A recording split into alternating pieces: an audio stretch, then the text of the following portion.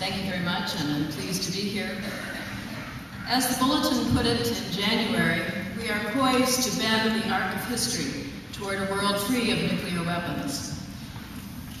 And today, President Obama and President Medvedev have signed an agreement which will begin to bend that arc. We have now a U.S. President who is leading deliberately and openly in consultation with the rest of the world to bring us to a world free of nuclear weapons. April 1st, a year ago, he and Medvedev issued a joint letter in which they said they would work together to bring down the nuclear weapons arsenals. April 5th, in his Prague speech a year ago, he called for a world free of nuclear weapons. In May, he began the treaty negotiations in which Rose Gottemoeller and Ellen Tauscher have been involved assiduously for this year. And in September, he went to the UN and called for strengthening the Nuclear Non-Proliferation Treaty and called for a fissile material cutoff treaty as well. That means getting rid of all this stuff that makes nuclear weapons. But not only did he set these goals over the past year, he's also begun to take action, and as Phil said, in a way that's almost dizzying this week. We've just seen the issuing of a nuclear posture review, which is the nuclear doctrine of the United States. And in contrast to the Bush administration, it's an extraordinary document. It says that no longer are weapons needed to counter major powers, but in fact, the biggest threat we have is from terrorists and from those who can get very small quantities of nuclear material. Nuclear weapons don't do us much good in that situation. In fact, they can be even more harmful than good. In that nuclear posture review, we have said that we won't use nuclear weapons against those countries who are inside the Nuclear Non-Proliferation Treaty regime, who are in compliance with it. We won't use them against those who use chemical and biological weapons against us. This is new. The United States has never openly declared that it would not use nuclear weapons against non-nuclear weapons states, and it's been really a breakthrough.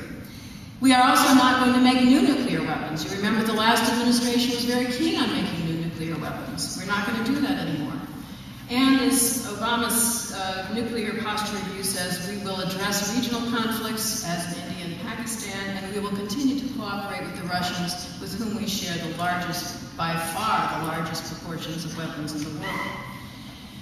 But no matter how bold and skilled our leaders are, they can't do it alone. And I want to follow what Jonathan has said. Leaders need public support. We need to consolidate the gains. We need to keep pushing hard to make sure that these weapons get down to near zero, that we prohibit nuclear weapons. We prohibit them. We prohibit the owning of them and the use of them. We've seen the greatest progress on nuclear disarmament when the public's been involved.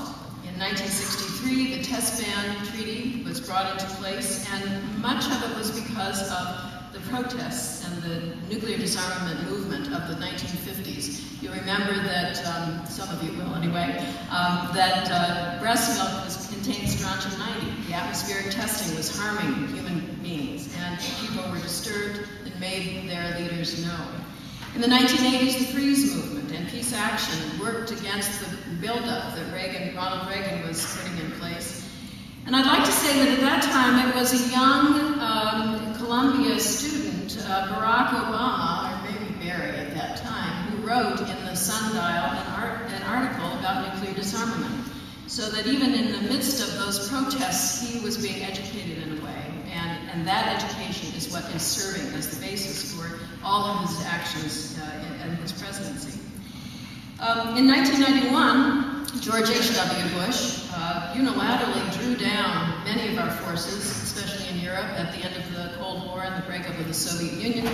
And he was said to have he was heard to have said something about, well, I sure hope that they will do something about that damn clock now.